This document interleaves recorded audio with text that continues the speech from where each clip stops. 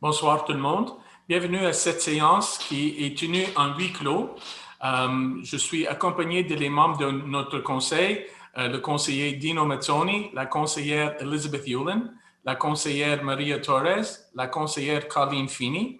Aussi, nous avons avec nous ce soir notre directrice générale, Maître Raphaël Destasio, notre greffier, Maître Claude Gilbert, notre trésorière, Valentina Todora, et notre chargée des communications, Madame Manon Charles. Alors, si je peux avoir l'ouverture de la séance, s'il vous plaît. Oui, Monsieur le Maire, I declare the meeting be open. Thank you very much, Councillor Yulin. Can I have a seconder, please? Mr. Mayor, I second the motion. Thank you very much. Adoption of the agenda, please. Mr. Mayor, I move to adopt the agenda of the special meeting of today, Monday, December 14, 2020, as presented. Thank you very much, Councillor Mazzoni. Can I have a seconder, please? Yes, I second that.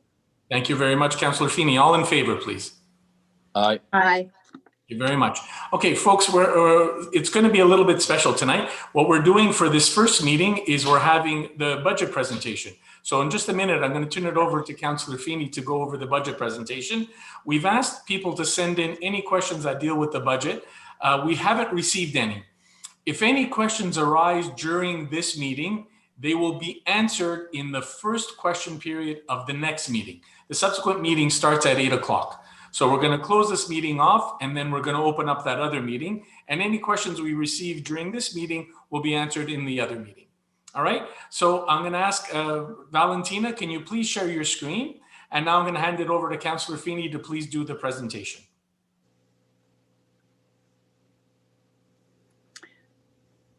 Thank you very much, Mr. Mayor, and thank you, Valentina, for being present with us tonight for the presentation of the budget. Good evening, bonsoir, welcome everyone. As Councillor in charge of Finance and Administration, I'm pleased to be presenting the Montreal-Ouest budget for the year 2021 this evening. I will do the presentation in English, but we'll be happy to answer your questions at the subsequent meeting in French, should you so desire. There's always a lot of work that goes into the preparation of a municipal budget, but I'm sure you can appreciate that this year forecasting the costs was even more difficult due to all the risks and changes required as a result of the pandemic. Nevertheless, the treasurer, town management, and council worked diligently to try to bring a good and a balanced budget to you. And of course, we started off by looking as usual at our objectives. So our first objective, as always, is to meet the needs of our residents in the exceptional circumstances in which we are living. Those exceptional circumstances include such additional services that we've been bringing on this year, such as the type of webcasting that we have now, additional online communications to keep residents informed, more sanitation services to keep our employees, residences, and business areas more safe and secure.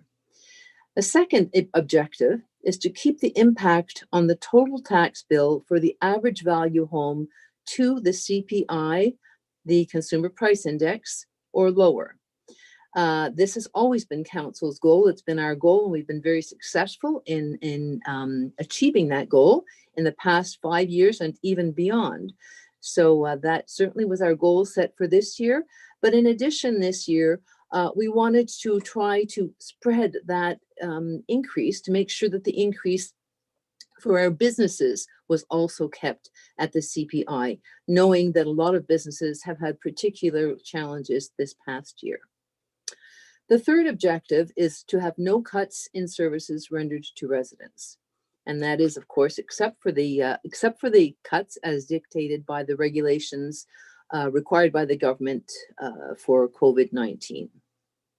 The fourth objective is that our capital investments must be kept. We can't get further behind in the kinds of infrastructure work that so badly needs to be done.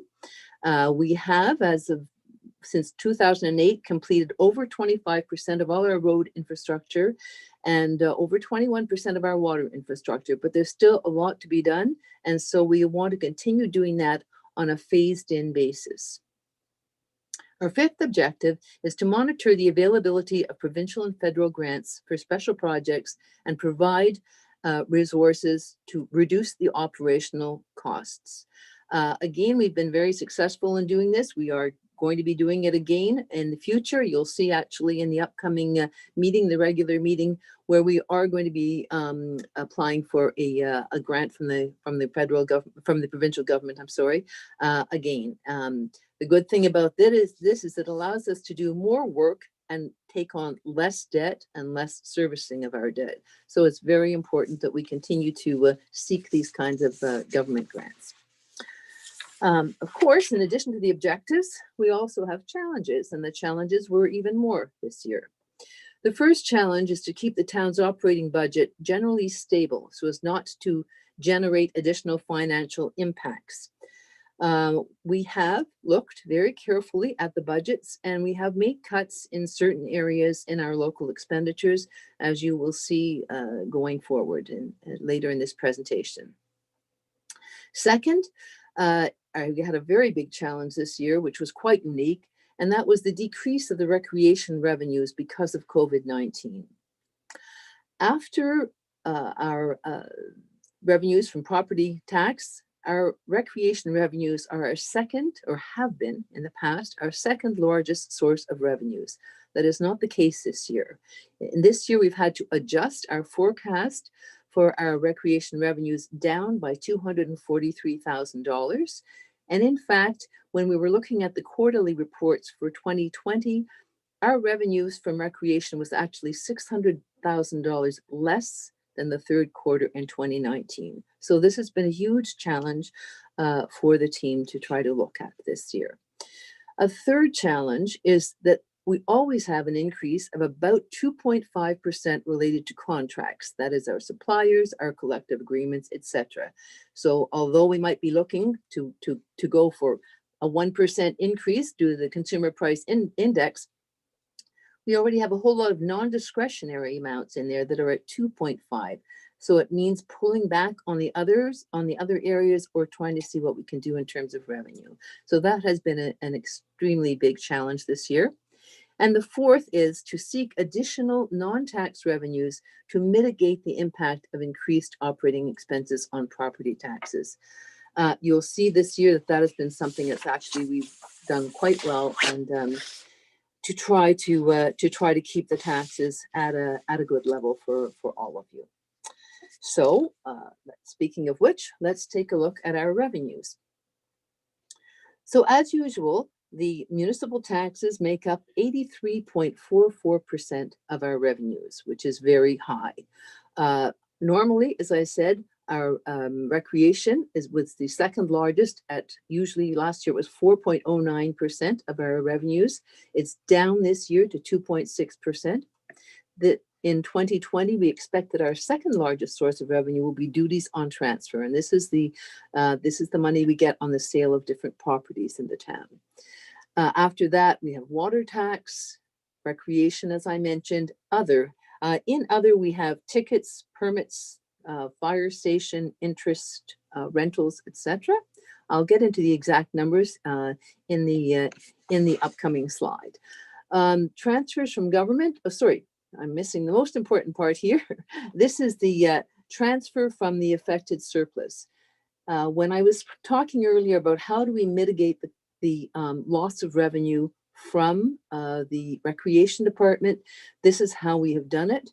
We do expect a surplus in 2020, thanks to the careful management by our town management, and also to some extra revenues we did receive from the government for COVID, etc. So we do expect to have a surplus in 2020, and we're going to transfer some of that to our revenues next year, exceptionally. This is not the sort of thing you'd want to do every year, because then you're going to be left in that lurch every year, draining from your surplus and not really balancing your budget. But this is an exceptional year, so we thought that it was a smart thing to do this particular year.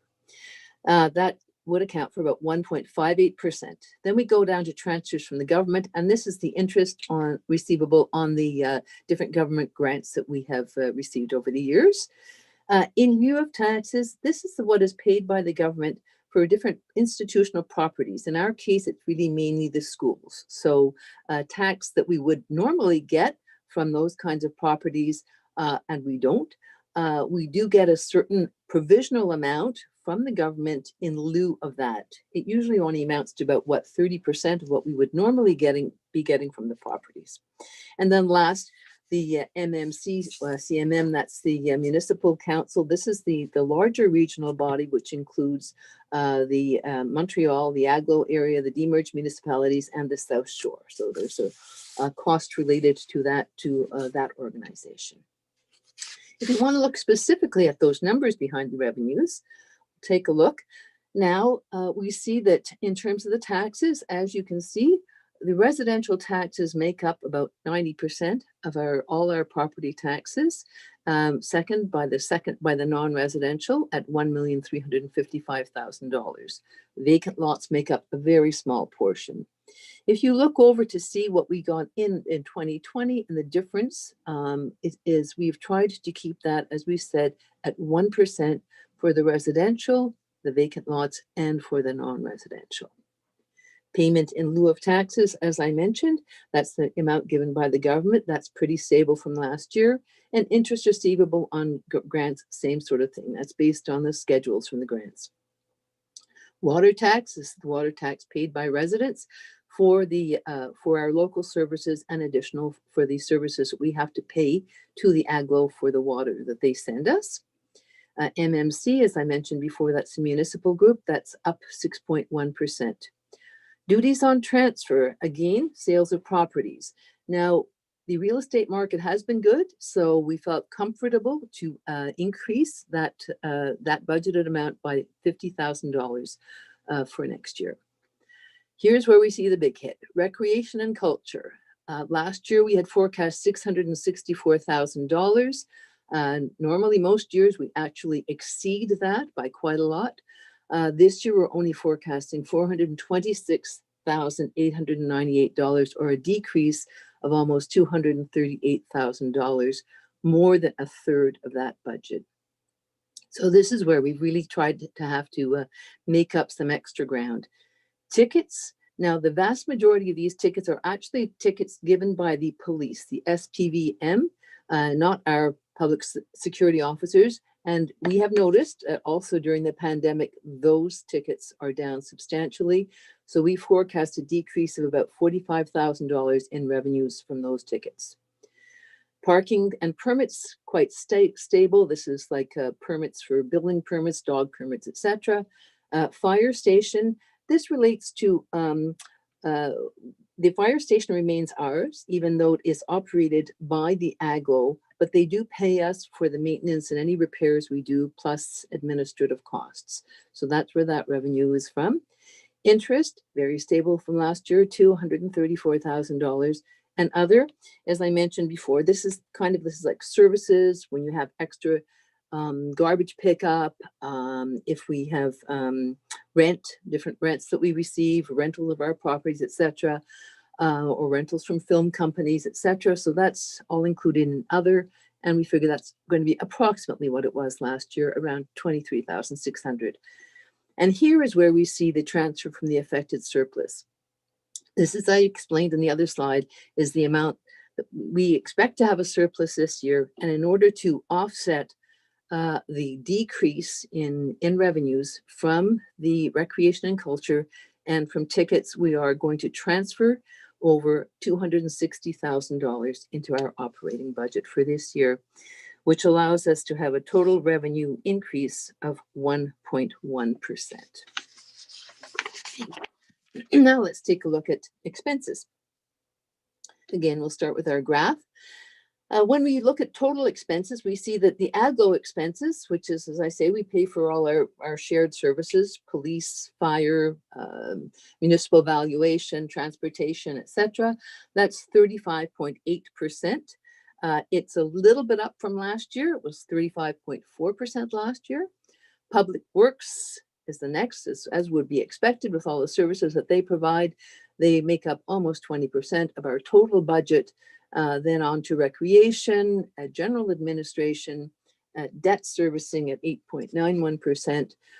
Environmental health. Now, environmental health includes water costs, hydrants, sewers, and waste management, and as well as regular environmental costs like trees, etc.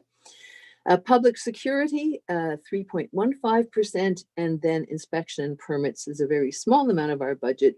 It's 0.9%. That's our total budget. So if we want to take the AGO out of it and look at local expenses, again, we see that they're the same, obviously, in the same order. Public works, between public works and recreation and culture, that really is over 50% of our total local budgets. And then we go on, as I say, to the other areas. So if we look specifically at dollars behind these expenses, let's take a look at first we'll look at the local expenses on top, and then bring us down to the total at the bottom. We're looking at changes here. So council, there's a slight decrease in our expenses from last year, very minor, 0.3%, sorry. Administration expenses are also down 0.1%. Public security is up ever so slightly, 0.7%. Public works is the one that is up more. That is up $213,000. And there's several reasons for that. First of all, of course, it has the highest number of personnel in there. And so whenever you look at a contractual agreement for a collective agreement, et cetera, just the regular costs of increases is going to bring salaries up. So salaries is a big component of why that public works has gone up. In addition, we're bringing in a couple of temporary people, no new permanent people, but there will be a few extra temporary people. One, to help us part-time with our new waste management policy that we'll be coming out with.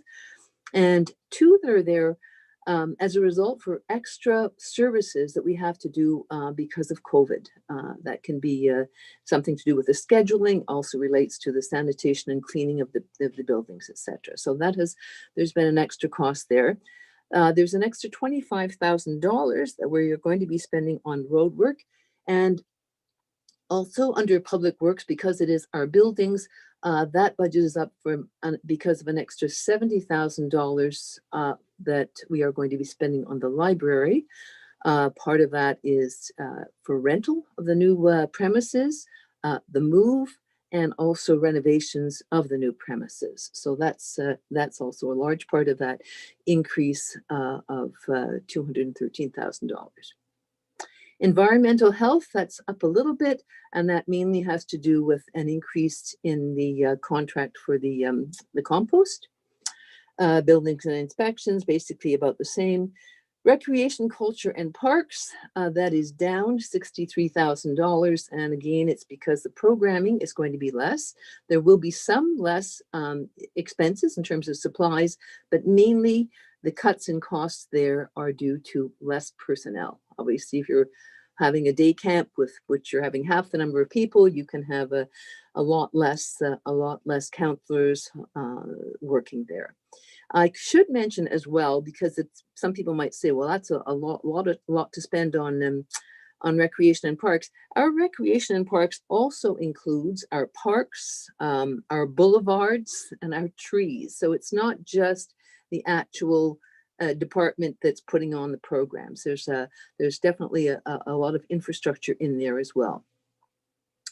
Then we come to capital expenditures out of revenues. And this is where we often put in some smaller capital expenses for which we don't need to take out debt, but maybe they're going to be projects that we have on the go in and around the town. Last year we spent $40,000 on those.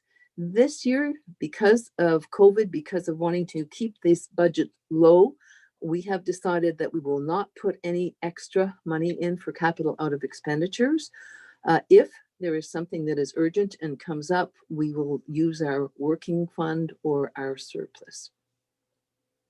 We therefore see that our total local expenses before we get up to our debt charges are up 1.4%. Our debt, however, is down, and that's a good thing. It's down $80,000, It's down because of some, the interest is down, as well as you will see probably later if you watch the regular meeting. We're making some changes. We are going to be paying off some of our working fund this year, meaning that there will be less interest that we have to pay to that working fund in 2021. We have an obligation. We can borrow from our working fund, which is like our own money. We borrow from it to use for our capital expenses, but we are required to pay it back at the rate of 10% per year. So normally we would be having to pay back, let's say $30,000 for $300,000 in expenditures, whereas this year, because of our surplus, we're going to pay that off, and then that will decrease our debt charges for next year. So it's interesting also to note that our debt charges here are like, I think 13.8% of our local expenses. Our strategic financial plan asks that we keep it at 18% of as a maximum of our local expenses. So we are definitely well below that.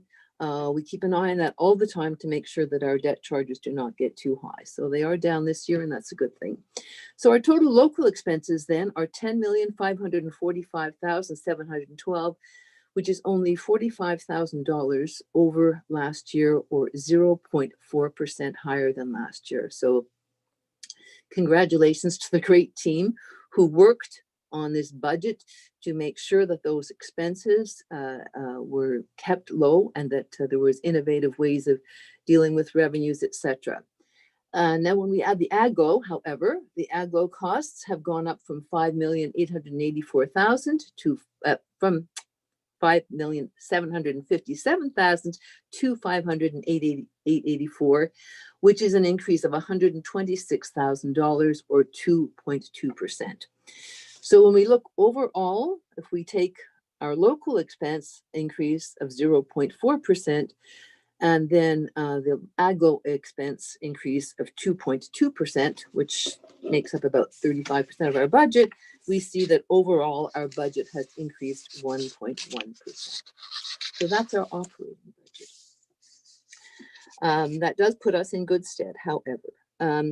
We also have to bring forth a capital budget, and this is a 3-year plan. The government asks us to draw up a 3-year plan. They call it the Plan Triennial des Mobilisations, the PTI. And so we're cautious when we talk about this, because this is our plan for the 2021. It's definitely more realistic. For 2022 and 2023, tends to be more of a wish list, and it's always dependent on government grants. We look ahead to see what we forecast to be our needs for those years, but it's always changeable depending on whether we get the grants, depending on if we all of a sudden have a new priority that comes up, etc. So let's go into 2021. 2021, in terms of infrastructure, we have budgeted $3.2 million. And part of that is works that we had thought we might be able to do this year, but because of timing and COVID, etc., we have not been able to do it. And that is the Avon resurfacing, partial resurfacing of Avon. We are also looking at doing Davies Park, phase 3. But the biggest part of this project would be the redoing the infrastructure, water and road infrastructure renewal on Fenwick. That is the plan for 2021. We do hope to get government grants to cover a good portion of that $3.2 million. Then we look at our buildings for 2021. We certainly have some needs. The town hall roof and ventilation has to be looked at, as does the garage roof for the Public Works building. And there is some heating repairs that have to be done on the fire station. We will not invest in any vehicles or new equipment next year. We are looking at a whole study to look at our whole fleet of vehicles, and so that's not forecast for 2021. We'll look at that in more detail in 2022 and 2023. So 2022, as I say, our wish list there in terms of the infrastructure, we'd be looking to continue and finalize our work on Avon. We would also be looking perhaps at Courtney to do the infrastructure repair works on Courtney. And in our buildings, the town hall, again, the foundation needs to be repaired, and that's quite costly at about $245,000. We would be looking at one new vehicle as part of our fleet, and in equipment, some public security equipment. 2023, further work on the east side of Avon, that's east of Westminster. That's $1.8 million. And then, excuse me, I think I said for 2022, we'd complete the work on Avon. It's going to be divided between 2022 and 2023. I apologize. And then again, some more work on our buildings, another vehicle, and probably for public security that year, and then some equipment needs. So this would continue with our phased-in approach to doing our infrastructure. And again, as I say, we are hopeful that we will get grants to do at least part of that water infrastructure. In addition, for some of the work that's going to be done on the buildings, we are hoping to do that through our working fund and through some of our appropriated surplus, so that we hope not to incur too much debt, even though we will be taking on a good amount of work. That's our capital plan. So finally, what do all these numbers mean in your pocket? What kind of tax increase are we looking at? Well, the average home value is $727,991. The tax rate, which we call the mill rate, it's a tax rate per $100 of property valuation. For this coming year, 2021, will be 1.1252. That translates into property tax of $8,191 for the average priced home. That average priced home had a tax bill of $8,111 in 2020. So that's a tax increase of $80, and that increase is about 0.99%. So that was our aim, to come in below the consumer price index. And as I said, I don't have the business numbers because there's such a wide range in the different sizes, costs, etc. of the businesses. But the business total business increase has been kept also at that same amount of 1%. That's it for that. So that really is the end of that presentation. I just want to say that what has really been helpful for us in these past several years is that we have a strategic financial plan. We drew it up from 2018 to 2022. We looked at it again for the objectives for this coming year. It has hit the marks. We have been able to limit the property tax increase for a single family home to the consumer price index. We have been able to fund our special projects through the accumulated surplus. We have been able to use our working fund for infrastructure projects, as we will be doing with our vehicles in 2022. We are using pay-as-you-go. We have limited the debt servicing, as I had mentioned. It's not at the 18% yet, and yet we are continuing with our renewal program. So I think this is always our good plan. We look back to see, have we accomplished everything we wanted to do with that strategic plan? And I would say yes, in this budget we have.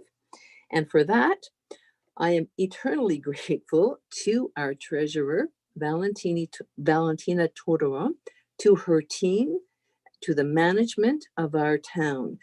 They have been amazing this year, guiding our town through 2020, carefully monitoring the expenses to allow us to be in a position where we have a little extra funds to be able to help us out in 2021. And in preparing the budget for 2021 with so many unknowns. And yet you've managed to hit all the right notes and come in with a tax increase, which is what we had wanted, which is less than the CPI. So thank you very much to that team for everything you've done.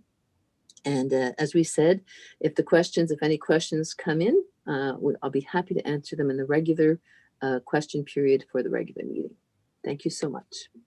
Thank you very much, Councillor Feeney. And I just want to make two clarifications. Councillor Feeney mentioned the $260,000 that we're taking from the surplus, and most of that money is coming from the $503,000 that the provincial government sent us to help offset the COVID costs this year. So that leaves us a good chunk to take care of whatever increases come for the 2022 budget, especially from the AGLO. So that leaves us a good chunk there. We're able to take care of some from this year and some from next year as well. Okay, and again, I just want to reiterate, as Councillor Feeney said, we can't do any of this without the extraordinary work of everybody in the staff, from treasurer and DG and everybody all together working to keep us, keep the ship in the right direction. So if I could have somebody please move the motion to adopt our budget. Yes, Mr. Mayor, I'm pleased to move to adopt the 2021 budget of the town of Montreal-West for an amount of $16,429,712. And second, to deposit a copy of the 2021 budget in the town of Montreal-West archives. Thank you very much. Councillor Feeney, can I have a seconder, please? Sorry, I second it. Thank you very much, Councillor Torres. All in favor, please. Aye. Thank you very much. Number 4 is adoption of the program for of capital expenditures. Yes, Mr. Mayor, I move to adopt the 2021, 2022, and 2023 program of capital expenditures for the town of Montreal-West as follows. A, for 2021, an amount of $3,581,000. B, for 2022, an amount of $2,315,000. And C, for 2023, an amount of $1,975,000. Secondly, to deposit a copy of the program in the town of Montreal-West archives. Thank you very much, Councillor Torres. Can I have a seconder, please? Councillor Ulam, I'm sorry, I don't hear you. You don't seem to be on mute, but I didn't hear you. I'm sorry. Okay. Can I have somebody else second? I will second that. Okay. Okay, thank you very much, Councillor Feeney. I have that, Claude, please note that that was Councillor Feeney seconding that. All in favor, please. Aye. Thank you very much. And I just want to make clear, and Councillor Feeney mentioned it as well, the amounts for 2021 are fairly certain. We already know what kind of work we're going to get done. But as we get further out in 2022 and 2023, things change. Things change, streets change, the conditions change. Something may go wrong in one of the buildings. So they're a little bit more fluid. 2021, we're fairly sure what's going to be going on. 2022 and 2023 are a little bit further out. Okay, and as I mentioned before, we're not having a question period as such. People were invited to ask their questions ahead of time. None were asked for the first question period. If anything arose during this question period, they'll be answered in the first question period of our next meeting, which is going on right after this. And just so you know, we're going to terminate this meeting and then we'll begin the next meeting right after this. Okay? So if I could have somebody move the termination of the meeting. I can do it. I move that the meeting be terminated. Thank you very much, Councillor Torres. Can I have a seconder, please? Mr. Mayor, before I do, I just want to commend Councillor Feeney for her presentation of the budget and her work on the budget tonight. So I second that motion, Mr. Mayor. Thank you very much, Councillor Mazzoni, and thank you for reminding me to highlight Councillor Feeney's work. All in favor, please. Aye. Aye. Aye. Thank you very much. So that's it for this meeting, folks. We'll reconvene in a couple of minutes as we go into our next meeting. Thank you very much. Merci tout le monde. On va se revoir dans quelques minutes dans la réunion régulière. Merci.